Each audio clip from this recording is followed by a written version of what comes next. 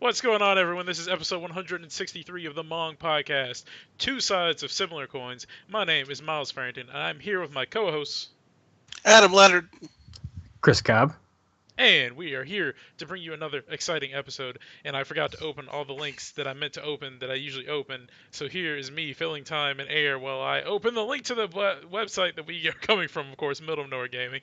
And the stories that have gone up since the last time you saw us include Forza Horizon 3 Hot Wheels expansion arrives next month. That actually sounds kind of neat. I liked Hot Wheels as a kid.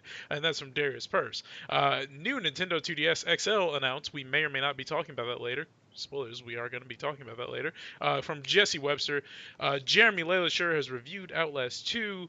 There's more videos about dead people doing dead things with the Chris Cobb man. That's him right there, of course. And get familiar with Tekken 7 cast and roster trailer from Darius First. Those are very large tracts of land. And Darius Purse, again, keeping with the fighting theme, fighting games set to dominate the month of May. There are quite a few of them coming out, and they do seem pretty neat. So, definitely go to the website and check all that out if you would like to, and if you would like to contribute and write with us, or make music, or art, or whatever you think you can do and you'd like to do, there should be a link that links to the Mong application at the bottom of wherever you're watching or listening. Click that. It'll take you there, fill it out, and we'll see if we can find a place for you. We probably can, but there you go. Do apply. And last but not least, of course, we do have an official Discord. You can go there to chat with the folks, talk with the folks, and also there's a place for Thoughts from Nowhere there if you, for some reason, don't want to send an email. So there you go. Check that out. And, gentlemen, this week in our lives. Go ahead, Adam. Take us away. First, one non-video game thing that I have to give a shout out to is I watched the first episode of the Stars series American Gods on Sunday, and that was fan-freaking-tastic. Nice. Have you read the book? I have. It's been forever. Like, I remember parts of the book. It's been so long, though, I can't really remember the entire book. But I was really impressed with that first episode of Stars. Basically, kind of in a nutshell, it's a very weird show based on a book. It's kind of about like new gods fighting old gods. And this guy just fresh out of prison who's kind of caught in the middle of it because he's working for an old god. Interesting. So you think it'll be good from here on out and all that good stuff? Because I was kind of thinking about picking it up or starting to watch it, but I wasn't absolutely sure because I never read the book. I was pretty blown away by the first episode. It's like extremely weird, but absolutely enthralling. All right. It looked really neat from what I saw, but it is. There you go, folks. That's a suggestion to watch American Gods. There you go. And then, like, of course, Jesus is going to be really bummed that we started early, because I know he'll last when he come in. So, like, 105 hours later, I beat Persona 5 this week. Congratulations. Wow. Nice. Yeah, that was... And that 105, that's kind of crazy because it's like... Because when I say that, it's not like I necessarily did everything you could do in the game, so it doesn't feel like this was something that I really stretched my time out in.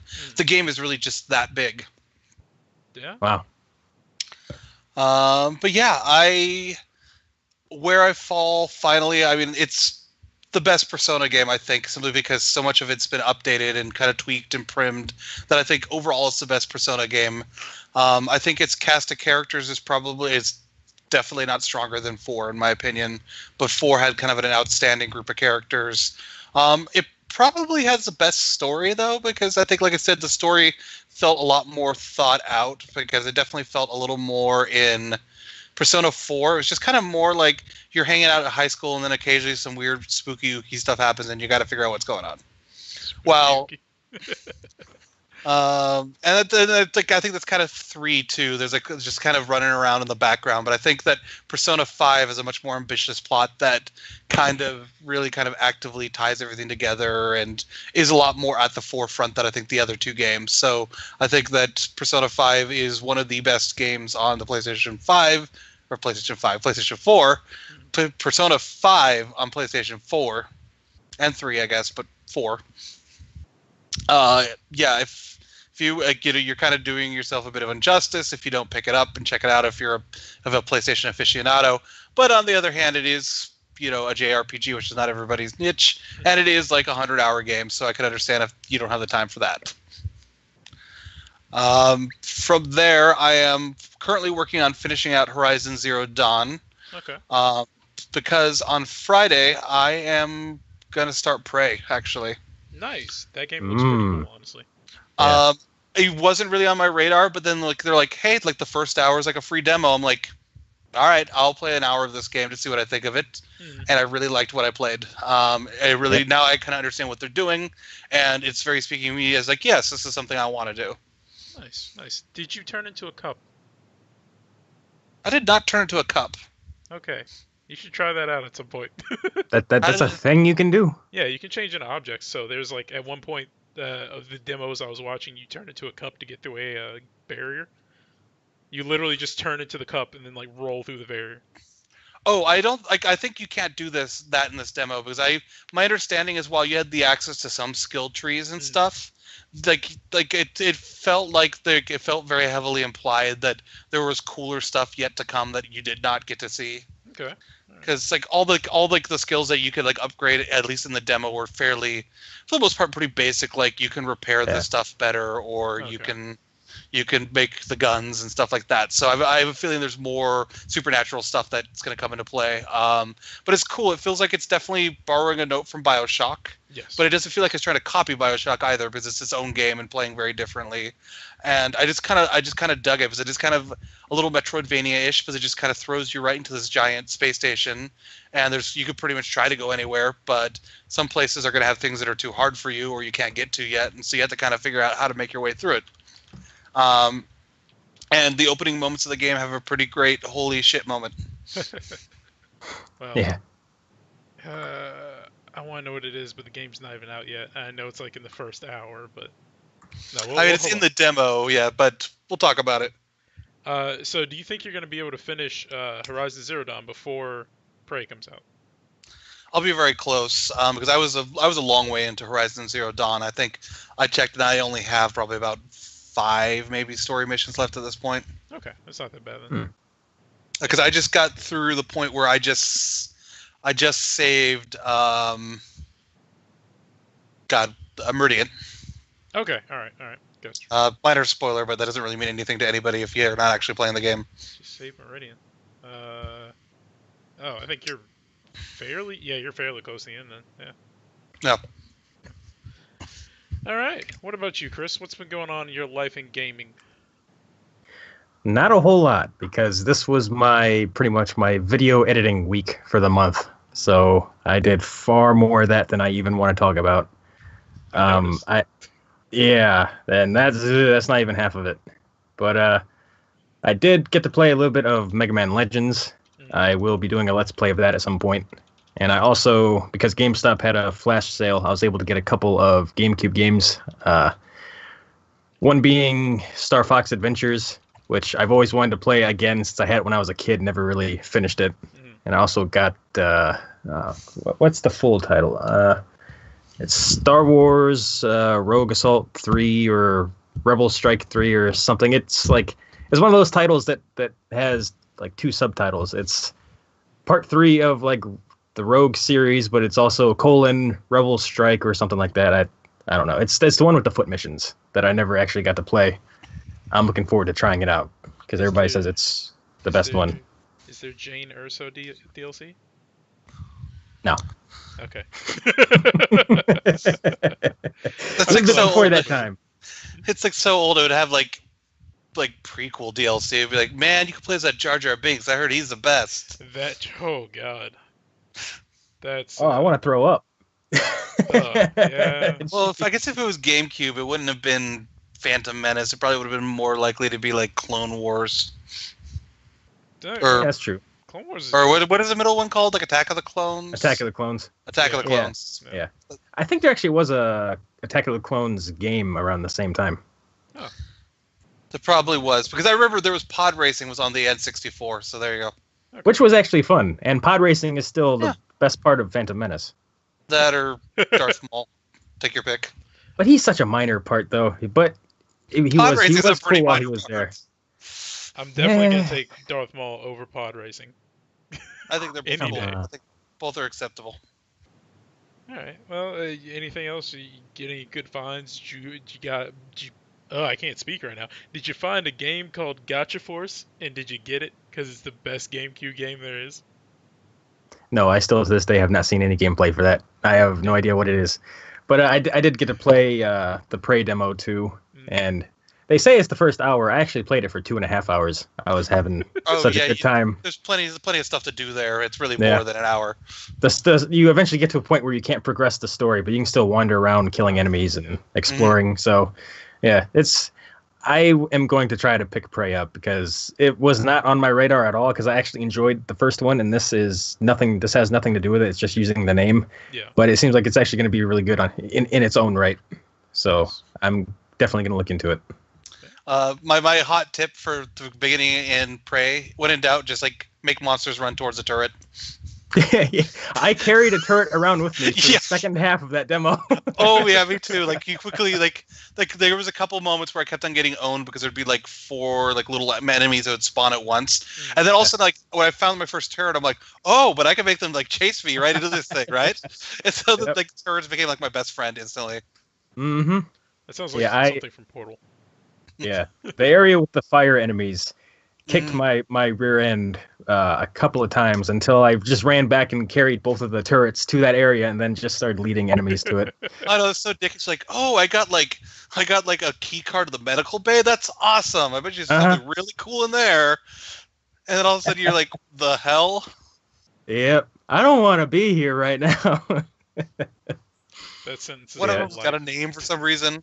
I thought that was kind of neat. A named alien? Yeah, there's so okay, this is like really minor because like I said, this is literally in the first hour. Yeah. But there's like this optional area you go to where if you go, it's like this medical center, you can find a key card for it. If you go into the back, there's like 2 very large, nasty aliens. And it's really weird because one of them, like when you like highlight them, it's just like question mark, question mark, question mark. And so like it's like name is question marks. Oh. But then there's another one that's called something like Calvin Johnson or something. And so you're like, the hell? Maybe they infect people, and they're going to explain that later, even though I'm pretty sure I've seen one of them eat somebody before, so... Oh, I'm sure that's probably something like that. Maybe. Yeah, there is a guy you find locked up in a cell who was like halfway turned into an alien. Oh, interesting. Mm-hmm. Yeah, there's a lot to find in that demo.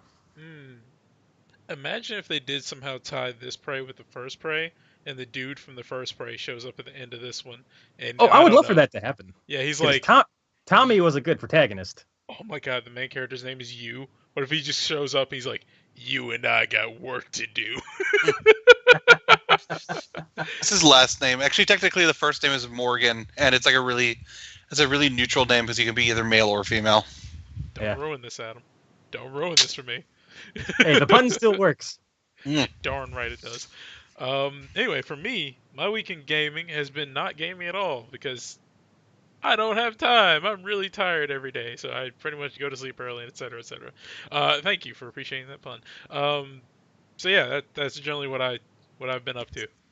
I bought Tower Unite though. It's a bunch of mini games and gonna play it with some friends at some point whenever I have time. Been playing a lot of Magic. There you go. I've been going down to another city and playing Magic, so that's what I've been doing with what little free time I have. Physical Magic? Yeah. I'm not a fan of like digital card games because I need to feel the cards in my hand so I can better strategize and imagine what I'm going to do, and then see the looks on people's faces in person when I do something extremely ignorant to them, pretty much. Well, and I also kind of think, because my roommate's also a big Magic person, and so he's been kind of dithering back and forth about whether, because he wants to play again, but he can't he doesn't because he keeps on changing his mind about which format or which way he wants to play. And for me, I couldn't see wanting to play any other way but physical, because if I'm going to be dropping a bunch of money on a deck, which sounds like you have to drop a substantial amount of money on a deck, I'd want something actual physical for that money. Oh yeah. Example of dropping money, I just bought a card like 2 days ago, that single card that's worth $140, so yeah, it's a really good card though, and I'm never going to buy it again once I have it. But yeah, no, I would suggest EDH to him. I know it's not what we're talking about on this podcast, but EDH is the best thing since sliced bread to me, because it's so much fun. You don't have to constantly change your deck, and it's a lot of fun. There you go. But you know what else is fun? even though we haven't really had much of it this week. The news from nowhere. I definitely forgot to cue that up, so that's why that was a little break there, people who can actually hear the sounds. But anyway, yes, the first bit of news from nowhere is 2DS XL, even though it's technically new. The new Nintendo, God, I hate their naming conventions now. The new Nintendo 2DS XL. God, they need to stop making these. Nintendo has announced the 2DS XL system for $150, and it's going to be available on July 28th.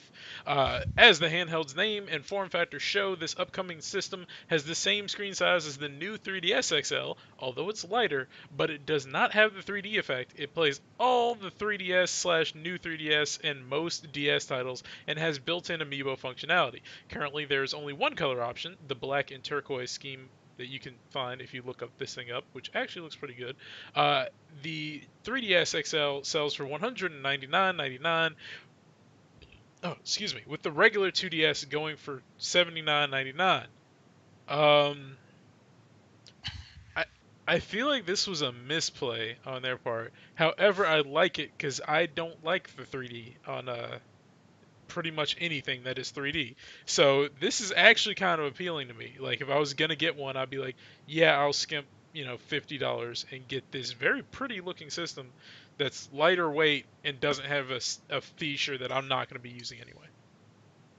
What do you gents think? Yeah, the 3D on the 3DS is actually one of the few 3D features I liked. The only problem was you had to hold it at such a specific angle. It wasn't really great for a portable, but I did like the effect. When I first saw that this was announced, though, I thought it was like an older article that maybe got bumped to the top accidentally on the site I saw it on, because I was like, wait, a new 2DS? Mm. Really? Isn't the Switch supposed to be the portable from this point on? But I guess there are still 3DS games coming. Yeah.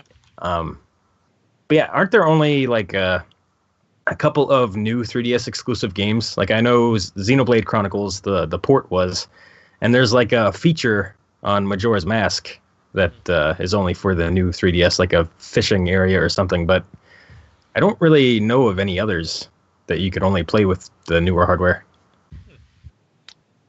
I don't either, but I don't really keep up with it because I don't have one. So. Yeah.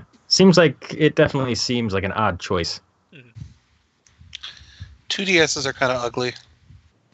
That is completely accurate. They are pieces of toast.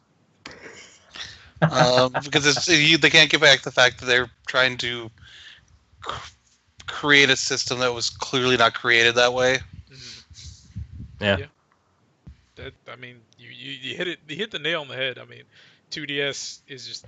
I feel like had they originally just made the 2DS a clamshell, it probably would have been better. But I know that didn't they say they were like the reasoning for making the 2DS was like more for children, and that children break the clamshells because they're children, and some such nonsense like that. Which I mean, not complete nonsense, but still, I guess I understand the form factor in that logic. But at the same time, it's like this is prettier. Yeah, that was their excuse, but also having both of the screens exposed at all times seems like kind of an issue for if it's going to be something kids are going to have. Yeah. So, whatever. Yeah. They're doing it. So, Roundtable, assuming you didn't have a 3DS, assuming either of you do, I think you both do, maybe? Yeah. Mm-hmm. Okay. So, assuming you didn't have one, how appealing would this be to you? So, like, if we're in the shoes of someone who, for some odd reason, wants a 3DS and does not have one already, would you pick this up? Probably not. I would probably, if I absolutely had to have a 3DS all of a sudden and I didn't have one, I would probably just go on eBay or Craigslist and find an older model for a lot cheaper. All right. Exact same answer. Okay. That's valid. I can understand. I will be in the outside camp that is like, I actually would pick this up because I think it's really pretty, and like I said, the 3DS is good when it works and it's neat, but I don't play with it on. I'm one of those people that turns it on when I first turn on the game to see what it's like in 3D, and it's like, oh, that's pretty, and go ahead and slide that back down to off. Yeah.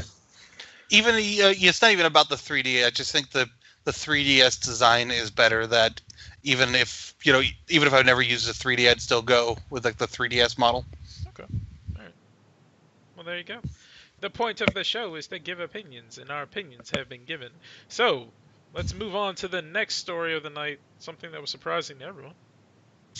Oh, yeah, this just came out today. It was an IGN first bit of news that Darksiders 3 has been announced. THQ Nordic and Gunfire Games have announced that Darksiders 3 is currently in development and is scheduled to release sometime in 2018 for PS4, Xbox One, and PC. The game is set to be an open-world action-adventure that includes a focus on exploration and environmental puzzles, and will continue the series' staple hack-and-slash combat with a new protagonist, Fury. It's set around the same time as the events of Darksiders 2, which was released almost 5 years ago, and will follow Fury's quest to destroy unique physical versions of the 7 deadly sins. Gunfire Games' development team includes multiple ex-Vigil Games employees who worked on Darksiders and Darksiders 2, including the game director, executive producer, technical director, lead environmental artist, and more. Since the studio's formation in 2014, they've also worked on Darksiders 2 Definitive Edition. Wow, that's Darksiders 2 Definitive Edition. And Chronos. And Chronos, which is one of IGN's nominees for Best VR Game of 2016. Lars Wingfors, co-founder and group CEO at THQ Nordic, AB said, after countless rumors, a major catalog acquisition, and even a corporate rebrand, the team at THQ Nordic is thrilled to finally confirm plans for Darksiders 3. This was kind of out of nowhere. Then good for them. I'm glad that this franchise is getting some more traction. I think it's kind of weird that they're kind of side scuttling because like basically like it kind of was like in each of these Darksider games you're going to play as one of the Four Horsemen, but now you're not going to be a Four Horseman. You're going to be some new character called Fury. Though, good. No, I was just saying that is a valid point. That is a little odd because I was wondering which of the horsemen this was because Pestilence and Famine don't really look. She doesn't look like a Pestilence or a Famine, so that's why I was a little confused. But I like the fact that you're taking on the 7 deadly sins. That's probably going to make for some pretty cool boss design. Oh yeah.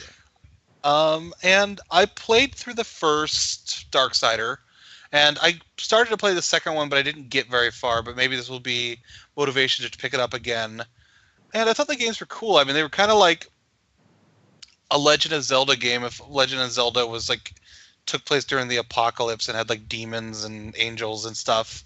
But like I said, it's cool that this is rising from the ashes of the destruction of THQ. Yeah. What about you guys? You guys got any opinions? I also played the first one. I didn't beat it just because I feel like it takes special magic for me to actually want to pick up a game and beat it. But I played it. I did enjoy it though. I thought it was really fun.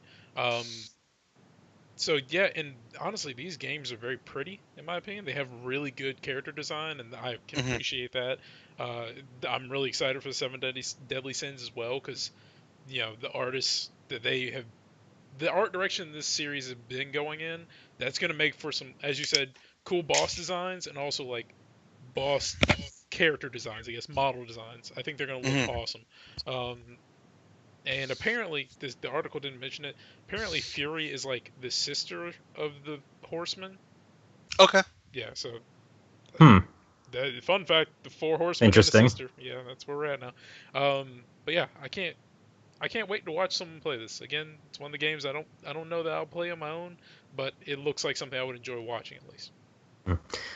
Yeah, I don't think this was entirely surprising, just because when they first re-released Darksiders, I kind of figured it was to test the waters for a potential third one.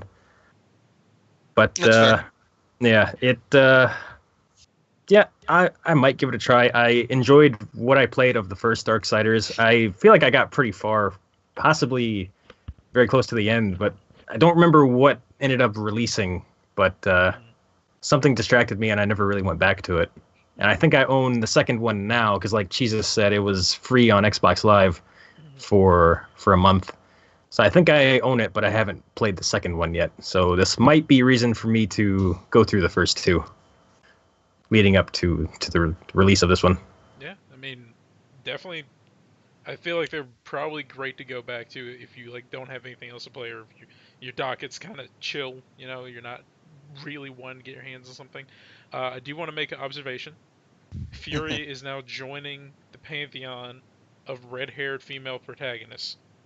Has anyone else noticed that is the like color of choice for female protagonists? That's true. Interesting. Aloy, Base, Shepard, Noriko, is that her name from Heavenly Sword? Mm-hmm. Noriko. Oh wait, I don't know what the name of the lead character is from. Okay. I think it's something like that. Didn't the lead from God, that one game that you have a poster of right behind you? Oh, Transistor. Yeah, she has red hair. Yeah. Yeah. Okay. So yeah, it's just like I don't know. It's nice. I like red-haired. Yeah, I was gonna say redheads. I like redheads, but you know, it's just an odd thing that's happening constantly. I wonder what focus study circled that made it be like, oh, we can only have red-haired protagonists if they're female. I mean, like at least there's Faith. She was like black-haired from Mirror's Edge, but yeah, I guess maybe it's that like the theory that like redheads are more ferocious. That's not the right word, but maybe. You always hear that redheads are like wilder than everyone else. Alright, clearly that's only a thing where I'm from, I guess. So the only thing I've heard about redheads is that they're apparently more susceptible to pain. Somehow. I don't know. It's because of their weird medical pale, study. gingery skin. Okay, that makes some sense, I guess. I've heard they don't have souls. Oh, well, that is true. That's a scientific fact. I think I've heard something about carpets and drapes, but I don't know. All right, we should probably move on. Let's get to the next story. So this is probably a little too obscure, but NIS America has announced that it will release Yomawari Midnight Shadows, announced for Japan earlier this week as Shin Yomawari, in North America and Europe for PlayStation 4, PS Vita, and PC this fall. In Japan, the game is due out for PlayStation 4 and PS Vita on August 24th. Here's an overview of the game via NIS America. The follow-up to 2016's cult horror hit Yomawari Night Alone, Yomawari Midnight Shadows introduces two brand new girls, Yui and Haru, to the night and spirits who haunt it. Separated by a mysterious attacker, each girl will explore haunting and bizarre locations, face the terrors of the night, and test their courage and wits to survive and reconnect with one another. Did either of you ever hear of the first game? No. It's I didn't get to play it for myself because it was a Vita exclusive, and I just found out because of this announcement that they released it on Steam last October, so I will be playing it shortly. But it is a top-down 2D survival horror game, a very cutesy art style. You know, a lot of chibi characters and all that. But the thing that always stuck with me, because I've only ever watched one trailer for the first game, and I never really forgot it, unless my memory has kind of corrupted things over time. But when I watched the trailer for the first game, it made it look like within the first 5 minutes, because you play as a little girl, you're probably like 8 years old, and you go out at night with your older sister to walk your dog. And the trailer made it seem like within the first 5 minutes, your sister is kidnapped and terribly murdered by demons. And you're still walking your dog, you're looking for your sister, and you come across this little red ball on the sidewalk. The little girl picks it up, and a tutorial shows you can throw. So you throw a ball across the street, dog runs into the street, gets splattered by a truck, and there's just a red blood stain there. And then the little girl sits there for a second, and then gets up and apparently starts a journey looking for her dead sister and her dead dog because she didn't understand anything that happened. And then there's monsters and demons and all this crap that is trying to kill you because why not? And it just seemed like the art style mixed with the messed up scenario, it just always stuck with me. And I I'm gonna be playing that game finally since I know it's on Steam now. But it's like such a demented idea, isn't it? Yeah. Your sister and your dog die. You're too young to understand that they're gone, so you're starting a journey to go look for them, facing demons and monsters. And I assume you die at the end because part 2 has 2 new main characters. That's really depressing. Yes. I have a great amount of empathy for like children. I don't really like children. I don't like being around them, but I like will do anything I can to stop them from being hurt. I don't think I can handle playing that game. Yeah, it was a very haunting trailer because, like I said, this was probably 3 years ago when I saw this trailer, and it stuck with me this whole time. So we'll see if part 2 lives up to that. All right, I can't fault you for having something you're excited about, even if it's a little weird. You got any opinions on this, Adam, or shall we jump? That sounds interesting. All right, there you go. Next story is that. Okay, good. This is not a massive thing. Atlas. Okay, Atlas has been doing some dumb stuff with streaming Persona 5. Just to give a preface. So Atlas moves back Persona streaming cutoff date, and what that means is the date in the game, because you have there's actual dates in the game. So it was 7/7. I think they moved it back to 11/29.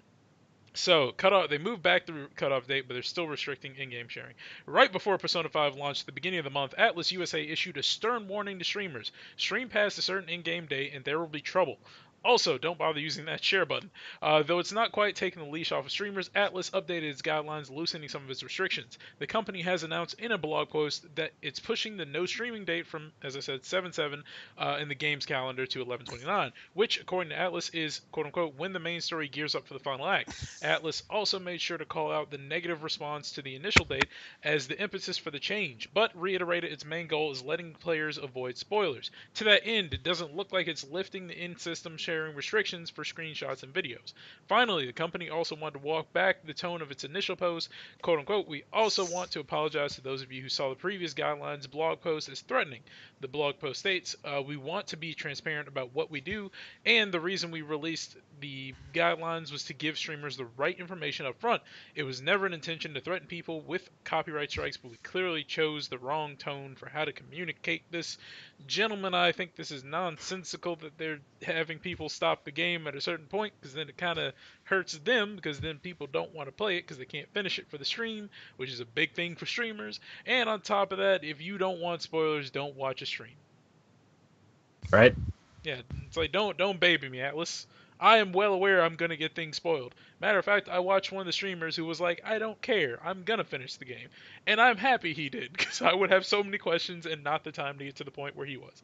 So.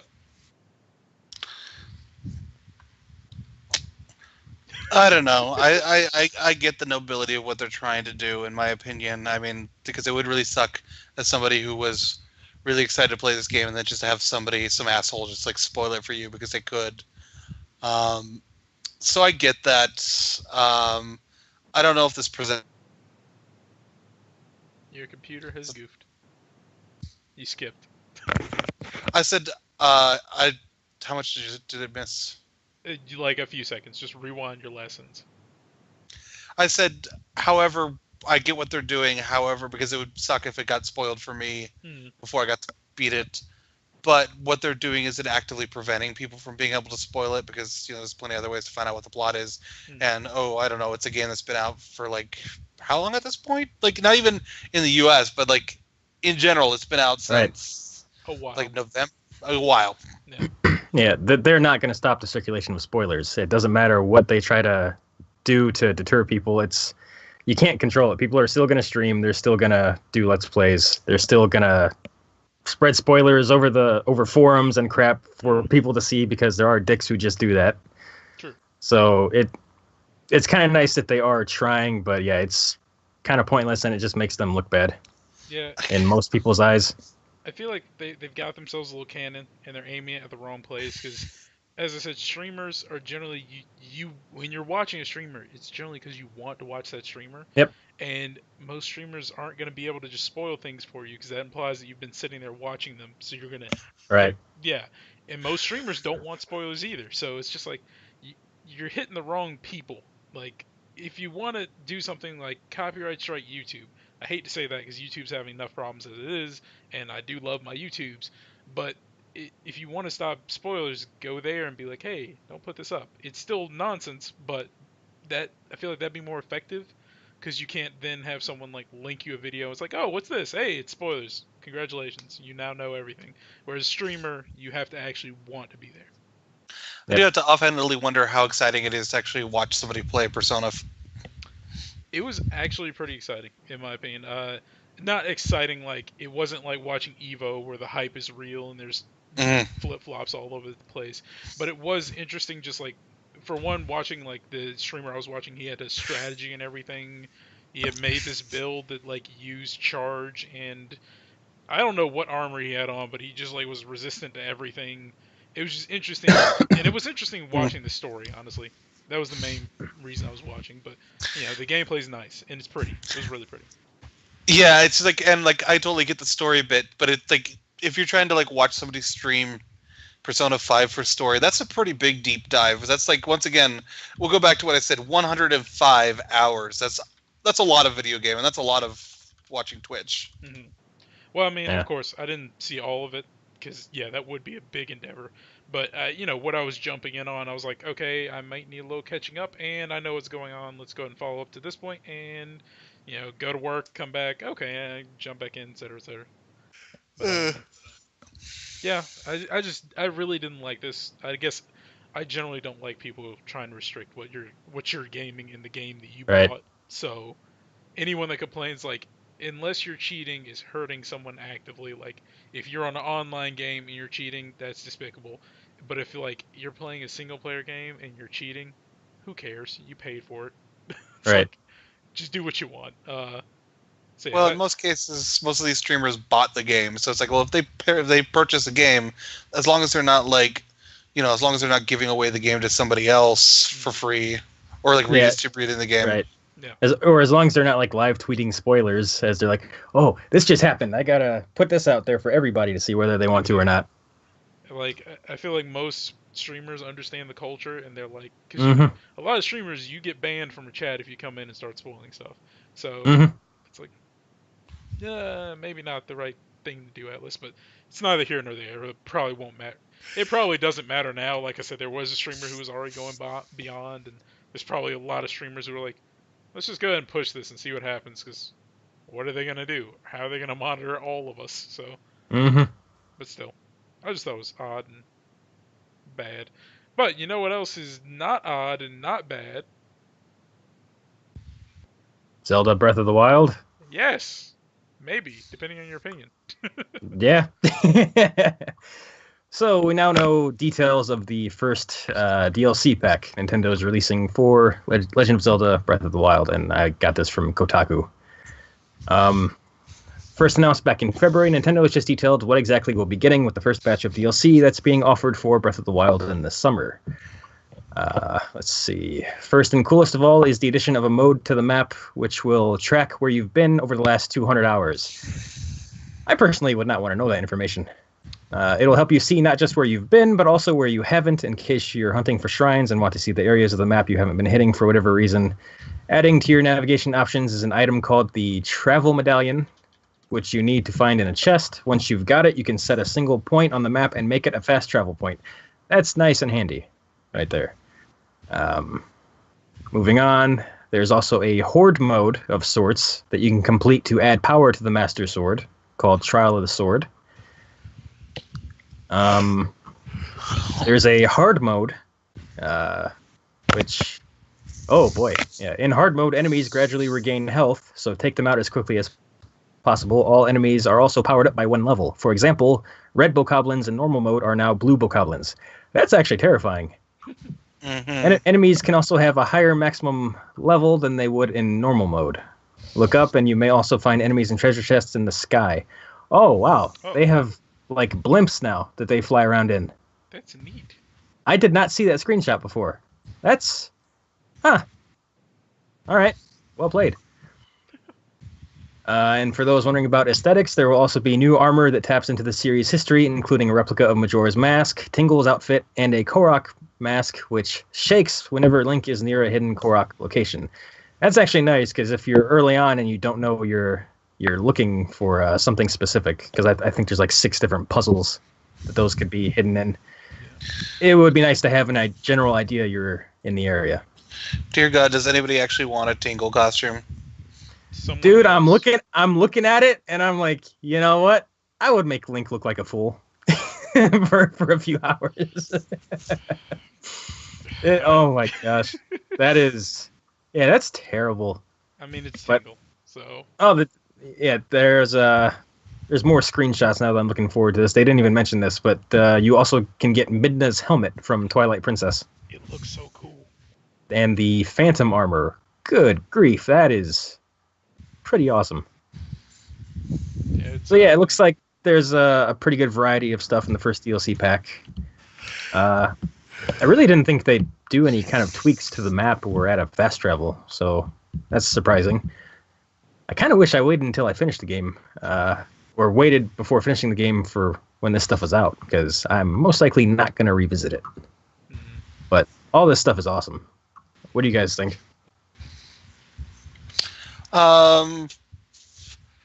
There's no, like, it would have been nice if there was some kind of additional story content, so that's probably why I'm not going to bite, at least not yet. Mm-hmm. All right. As someone who's only going to be watching the game because I don't own either of the consoles that it's on, I got burnt out on watching this game, honestly, in the first week because everyone was playing it, and I'm like, yep. All right, this was neat, but I'm annoyed for the people I'm watching their weapons break. So that was my biggest thing. But I mean, this stuff looks cool at least, and I like the Korok mask. That's neat because I know there's like 900 of those awful things, so that's gonna be useful to somebody. Yes, 900. Good grief! What were they thinking? You're gonna spend 200 hours in this game. That's where that map's gonna come in handy. But yeah, it looks cool. It's interesting stuff. If I had the game, I would contemplate buying it. But Yep. I don't actually know if you can buy it separately. I think the only way you can get the DLC is with the season pass, right? You can't. That's what I believe that's how it is. So eventually, you're probably going to end up with this anyway, whether you want it or not. Yeah. Unfortunately. Yeah, it's a silly model, especially since it includes hard mode. But at least they're like giving you some other value. And I guess at least if you're paying $20 for technically 2 DLC and the other one has the expansion story content, then it's like, okay, all right, like, this could be worse. I pay more for less, so. Yeah. But yeah, there you go. Breath of the Wild, Majora's Mask, all that good stuff. Let's go ahead and get to the free stories of the night. The free stories this week are the May PlayStation Plus titles were revealed. They're pretty good. Tales of the Borderlands is on there, so if you haven't played that, I heard it's really good, and it actually looked really good when I was watching somebody else play it. You should definitely get that, because it's going to be for free if you have PS Plus. Fable might not be dead after all. There's a chance it's coming back. Hey, somebody's happy about that. And Capcom's latest games are underperforming. I didn't read that article, but I would have if I put it on my doc, but I didn't. So there you go. You can go check that out yourself if you want to know what's happening to Capcom right now beyond Marvel vs. Capcom Infinite. Gentlemen, let's move on to a thought from nowhere at this point in the night. This comes through us from Brett Williams. Will a movie or TV show based on a game ever be truly successful, or are the differences between the mediums impossible to migrate? Personally, I think it's very possible. I think it could definitely happen. I think you just have to have a director that's kind of like not necessarily in tune with the game, but probably knows enough about the game to know how to adapt it to the medium that it's going into. Because, I mean, as we know, video games and movies, however entertaining they both can be, are not the same thing. So. Yep. I hate to, because I've done this the last couple of weeks, but I have to do my thing again where I'm going to kind of nitpick with the very question itself. because there have been movies and movies based and TV stuff based on games that have been successful. It wasn't my cup of tea, but Tomb Raider was successful back in the day. Angelina Jolie was one of the biggest actresses out there when she was doing it. Once again, not my cup of tea, but there's probably a reason why there's like 8 gazillion Resident Evil movies. No, there's no reason. There's no good reason. People are stupid. They will watch anything. That's the reason. But once again, successful. Let's not right. I do have to wonder, because Resident Evil occurred to me too. I do wonder if he meant actual good adaptations instead of just successful. I'm gonna say he meant like critical and commercial. Okay. Yes. But then I'll refer back to the original Tomb Raider was, because it's not going to be considered a classic, but it was considered passable popcorn fare at the time. Yeah. I think there's a number of, and I think that video games have found like a number of television, outlets that have been successful and kind of like warmly regarded, particularly in like the cartoon front. Like look at some of the old Mario Brother TV shows.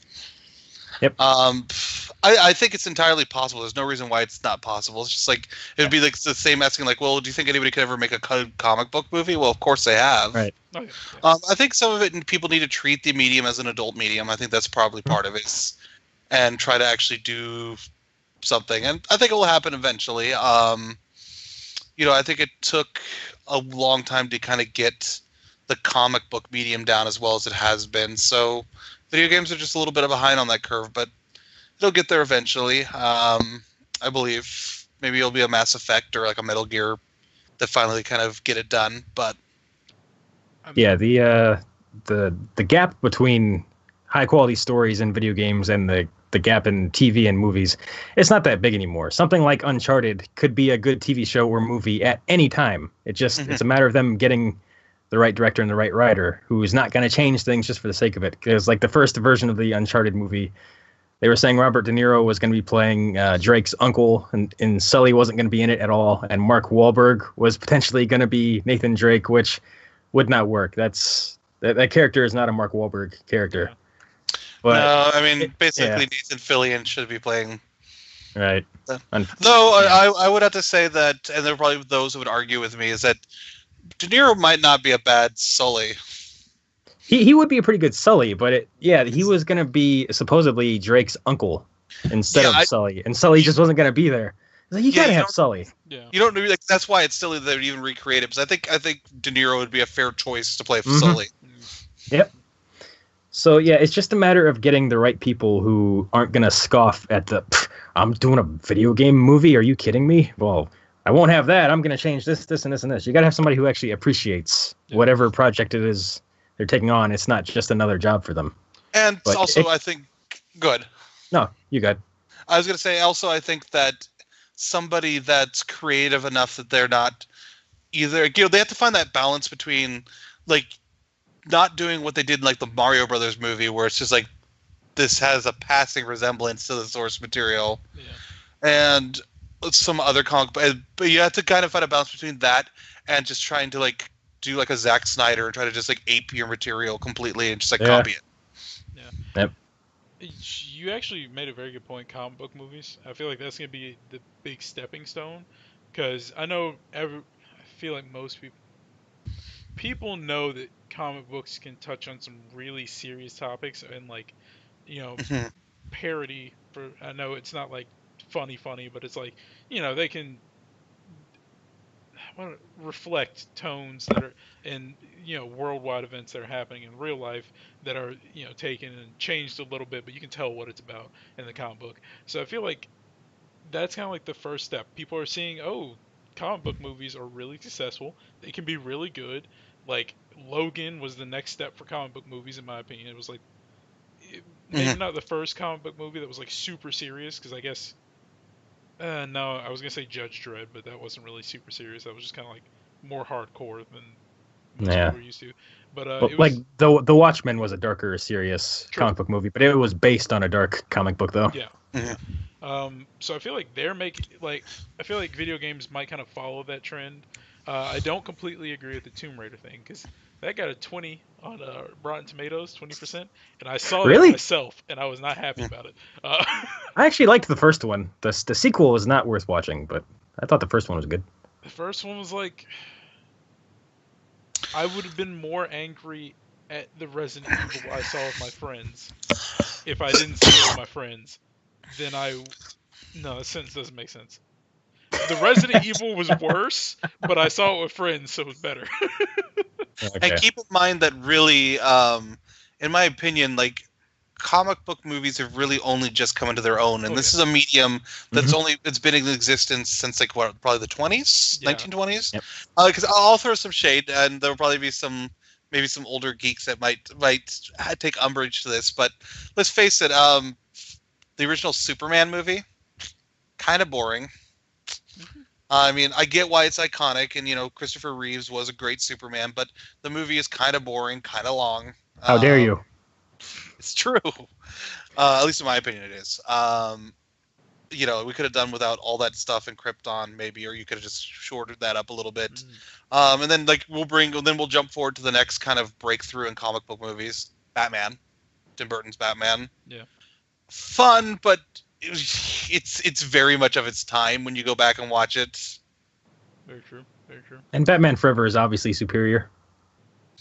I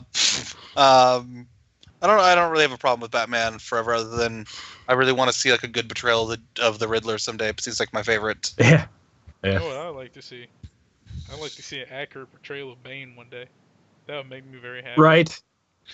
I didn't dislike Bane in the third Dark Knight Rises. Tom Hardy's Bane was good. He just wasn't Bane. Yeah, he wasn't Bane. That wasn't Bane. It's like if he had another name, it would have been a great character. But I couldn't get past the fact that it was this could be done so much better differently. Yeah. This is the closest you're going to get to Bane, though, in Christopher Nolan's kind of ultra realistic. That's why I don't like Christopher Nolan's ultra realistic Batman. I don't like Dark Knight Rises, or whichever one had the Joker in it. It was a good movie. The Dark Knight, holy God, people need to stop talking about that movie. Yeah, that one's kind of unwatchable to me now because it's like Heath Ledger did a pretty good job as Joker, but it's so long, so very long. I can't sit through it anymore. Like the Two-Face stuff should have been what the third movie was. Instead, they just crammed it all in the last 25 minutes of that movie for no reason. Exactly. Now, I will say that I am willing to grant you guys some slack on that one. I'd probably like it better than you guys do. But I also think that we give, I think we give the Christopher Nolan trilogy a lot of credit because it was like the first thing. It was like that and maybe Iron Man close behind were the first things out of the wasteland that kind of became comic book movies after kind of like the burnout of like the Spider-Man and the X-Men franchises and like the completely forgettable Superman Returns movie. Yeah. So when then when all of a sudden, Batman and Robin for that matter too. But actually that was kind of before that kind of killed comic book movies, and then like Spider-Man and the X-Men brought it back, and then those started sucking, and then I think people when like Nolan came out with Batman Begins, all of a sudden here was like a competently made superhero film that wasn't making like really questionable choices and. Yeah, so that's kind of what I think. And I kind of think Dark Knight Rises gets a lot of hate, and I think the worst thing that can be said about it is it was just not as good as the second one. Oh, yeah. It's like I have a really hard time pointing at something that I say like that was definitively bad in that film. It was a perfectly fine film. It's just people are comparing it to a movie that they have an internal hard-on for. Sure. I don't think it was bad. I just don't like that. They took Bane and they had him spot on except for the Venom usage. They had him, he was a strategist, he was actually smart, and he was big as sin and knew how to fight. It's like, that's Bane. That's Bane. They had his backstory and they were just like, it wasn't me. It was Talia. I'm like, no. The fact that they gave his origin to Talia is what really pissed me off the most. It's like, that is one of the most unique origins for a character, being born in a prison and forced to live out the mother's sentence. And it's like, give it to Talia. Yeah, Come on. It's like, no, she's the heir to the demon. She is Ra's al Ghul's daughter. Get out of here. Now, I'll also say that in some ways we have those movies to blame for the current state of the DC universe too. Oh yeah. let's be honest, comic book universes are. I don't know. I feel like once they realized that they could restart, everything started going kind of downhill a little bit. Like, Hmm. I enjoy comic books, but once they realized, oh, every 2 years we can just have some kind of event that makes everything we've been doing not matter. Ugh. Ugh. Or you have somebody like somebody like Fox who's just like, you know what? We're just not gonna bother tying all these movies together. They're gonna be sequels loosely, but we're just gonna do whatever, which sometimes works, sometimes doesn't. Yeah. Like Logan definitely worked. Yeah. But it's just like kind of felt like, you know, like this dark theme kind of works for Batman. I guess I know you guys don't like it as much, but I thought it was a fine way to go with it. But that doesn't necessarily mean that every other DC character is gonna benefit from being like super dark and dour and gritty, and which it just failed in execution. The first new Superman film actually had me really stoked. It actually looked like it could have worked, and it could have been really cool, but I just don't think they managed to pull off the execution. Okay. You cut at the first time you said execution, and you picked back up at new Superman movie. Okay, I would say to grant them that I was excited for the new Superman film, even if it was going to be a little bit darker in tone, because the original trailers I saw actually looked like it could be something of real substance and something that was really interesting, because there are some real interesting, serious questions about Superman. I just felt the film failed in execution. It just didn't live up to, I think, what it could have been. Yeah, I liked Man of Steel up until the action started. I every once in a while I pop it in to watch, but then once that stuff starts and it doesn't stop for like the last 40 minutes of the movie, I just kind of turn it off. I will admit, like, I don't like Superman. I don't like Kryptonians. But I thought they did Kryptonians and their powers really well in that movie. Like, that's the scene where what's her name? Feora, there we go. I was gonna say Farrah. Yeah. Where Feora's like wrecking those soldiers, like doing the super speed and all that. It's like, that's horrifying and looks really good. That scene is what got me excited for the Flash movie when they announced it, because it was like Feora had some awesome super speed fight scenes, and I was like, if they look anything like that, it'll be really cool. But yeah, I don't know. Video game movies are definitely a thing that can happen. They just need to make sure that whenever they announce that they're looking for a director, they go ahead and say, Uwe Boll, you stay at home, sir. Yeah. We're not interested in you. You almost need, at this point, a Marvel Studios-like situation to happen, where some big game publisher or studio or whatever is just like, you know what? We're going to try to do this ourselves. We're starting blank studios, and we're going to handle the movie ourselves, oversee it, get the right person for the job, and whatever, and go from there. I feel like the number one candidate would be like I feel like the people that are closest would be Sony. Yeah, I could see that happening. There's even the potential, because there's been talk about Call of Duty movies recently. There's even the potential that those could be good enough quality. It depends on what direction they take, but they could do some really good war movies, and they could actually pull off a shared movie. It's not likely, but they have the money where they could do things in a decent way. Is it going to be like teabagging? Yeah, I'm going to vote for Ain't No Need. I don't want there to be Call of Duty movies, but it seems like they're going to happen. And hopefully they're at least watchable. So, like, what movie then do you... I'm sorry, go ahead. You first, Myles. They'll just, like, put out 20 Call of Duty movies in 1 year, and in the very end, it'll just be like, and this was all fake, and you'll just hear some, like, 12-year-old on a mic saying very, very vulgar things that you know good and well their parents would beat them for if they heard them. And that will be the movie series of Call of Duty. So if you had to pick a movie that you thought would be a prime candidate to break through that video game to movie glass ceiling, what do you think it is? Honestly, the Tomb Raider movie they're working on now stands a pretty good chance, because it's based on the reboot, which was very, very solid. That could definitely work as a movie. It all depends on whether or not they throw too much cheese in there, or if the dialogue is terrible, or the actors they got, or whatever. There's too many things that can go wrong with the movie, but I think it stands a pretty good chance. I feel like, honestly, I feel like Horizon would be a solid movie to make, just because, like, I know I honestly didn't understand why everyone thought the story was all that amazing, because it was very, like, it was a very basic story. It was very like, once you have an idea of why she was an outcast, you know what's gonna happen for the rest of the game. But that was kind of good. It was like the story was very simple. It was very easy to follow. It was yet it still had just enough complexity that somebody who might not have been paying full attention or someone who wasn't as in the know about how these things go would be like, "Oh, that was a twist." Everyone else is like, "No, it wasn't," but to you it is, so that's special.